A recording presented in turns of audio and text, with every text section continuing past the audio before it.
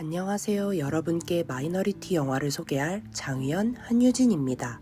저희는 마이너리티라는 대주제를 통해 영화들을 알아보고 이를 리스트업하여 여러분들께 소개하는 시간을 가져보려고 합니다. 우선 저희는 마이너리티가 무엇인지에 대해 개괄적으로 설명을 드린 뒤 저희가 영화 리스트를 만드는 과정에서 만든 하위 분류에 대해 소개드리려고 합니다. 이후 저희가 만든 리스트를 엑셀에 정리한 표를 함께 살펴보고 저희의 하위 분류에 맞게 제1한국인, 위안부, 독립운동이라는 갈래에 맞는 영화들을 좀 더 세밀하게 알려드릴 계획입니다. 마이너리티란 사회적으로 영향력이 적은 사회적 소수자를 말합니다. 특히 일제강점기에는 다양한 마이너리티의 종류가 존재했습니다.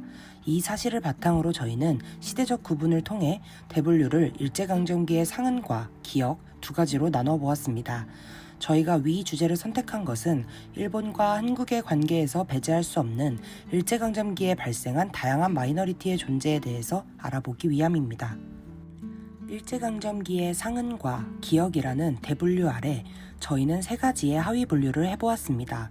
첫째는 제1한국인입니다.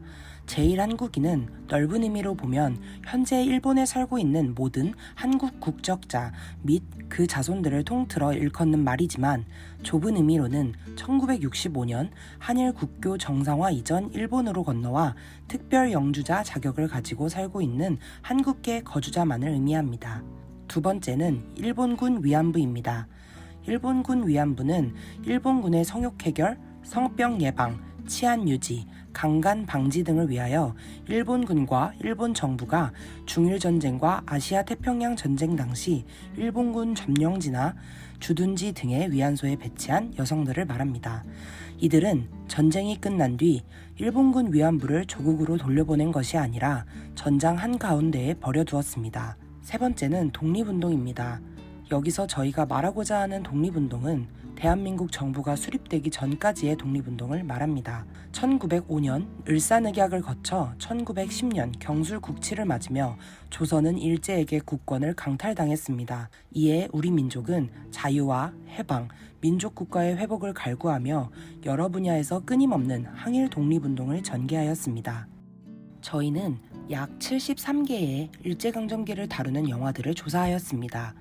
영화 리스트를 만든 기준은 제작 시기, 감독, 줄거리, 그리고 앞서 소개해드렸던 하위 분류 세 가지입니다. 이를 바탕으로 조사하여 분류한 영화 리스트를 함께 보시겠습니다. 첫 번째는 제1한국인입니다. 1953년부터 2022년까지 굉장히 오랜 시간 동안 제1에 대한 영화가 만들어져 오고 있음을 알 수 있습니다. 하위 분류를 토대로 제작 시기에 따라 다시 한번 분류하면서 영화에서 이들을 다루는 시각과 관점이 바뀌고 실제로 사회에서 그들에 대한 인식이 바뀌기도 하는 등 유의미한 변화를 관찰할 수 있었습니다.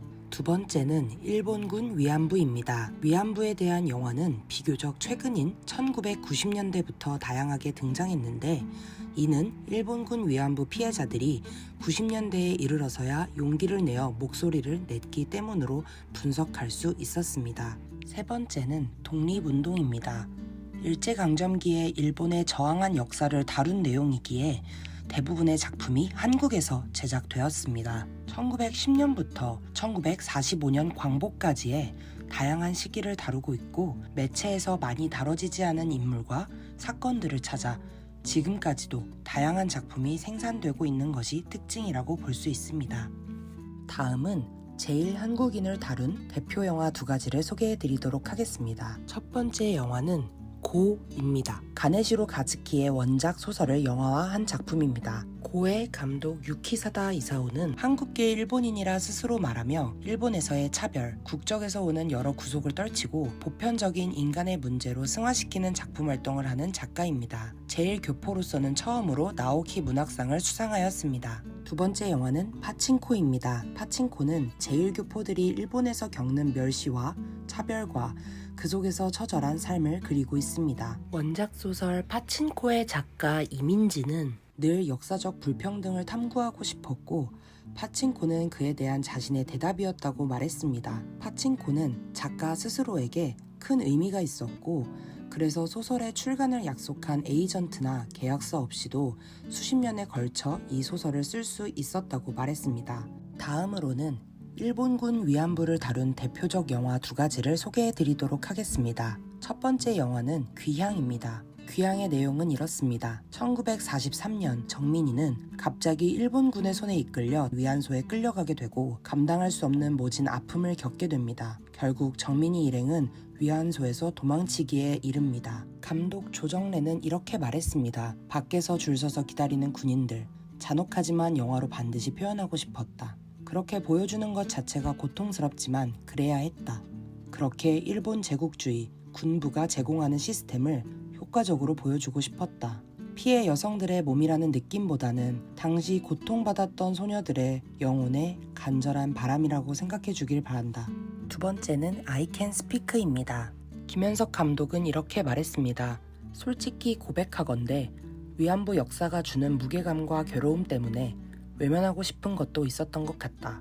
그런데 어느 순간 이런 내 모습이 부끄러워졌다. 그래서 I Can Speak를 꼭 하고 싶었고 더 잘 만들어야겠다는 다짐을 하게 됐다. 제가 선택한 이 방식이 또 다른 파동을 일으키길 바란다. 마지막으로 독립운동을 다룬 영화 두 가지를 소개해드리려고 합니다. 암살의 감독 최동호는 부담이 있었다. 그렇지만 이 시대를 꼭 하고 싶었다. 역사의 공백기처럼 느껴지는 1930년대. 그 시대는 일제치하의 어두운 그림자가 깔려있고 독립운동이 치열했다. 그 시대의 무장투쟁을 꼭 해보고 싶었다. 라고 말했습니다. 영화 밀정은 서로의 정체와 의도를 알면서도 속내를 감춘 채 가까워진다. 출처를 알 수 없는 정보가 쌍방간에 새어나가고 누가 밀정인지 알 수 없는 가운데 의열단은 일제의 주요 시설을 파괴할 폭탄을 경성으로 들여오기 위해 그리고 일본 경찰은 그들을 쫓아 모두 상해에 모인다 라는 내용을 담고 있습니다. 김지훈 감독은 말했습니다. 국가의 주권이 힘이 없으면 이렇게 휘둘리게 되는구나. 그런 상황에서 국가가 아니라 개인이 시달리고 위협받는구나 라는 생각을 하게 됐다. 의열단의 작전은 실패했다. 그래도 그걸 딛고 앞으로 나아가야 한다는 이야기를 한다. 그것이 결국 성공이 된다는 이야기가 이 영화의 신락 같은 희망의 메시지다. 만일 밀정에 감동이 있다면 그 지점이야 하는 것 같다. 실패의 역사를 실패로 두는 것이 아니라 그것을 딛고 더 나아가야 한다고 말하는 지점이다. 저희는 이렇게 제1한국인, 일본군 위안부, 독립운동이라는 세 가지 하위 분류를 통해 저희의 대분류인 일제강점기의 상흔과 기억에 관한 영화들을 살펴보았습니다. 지금까지 영상을 시청해주셔서 감사합니다.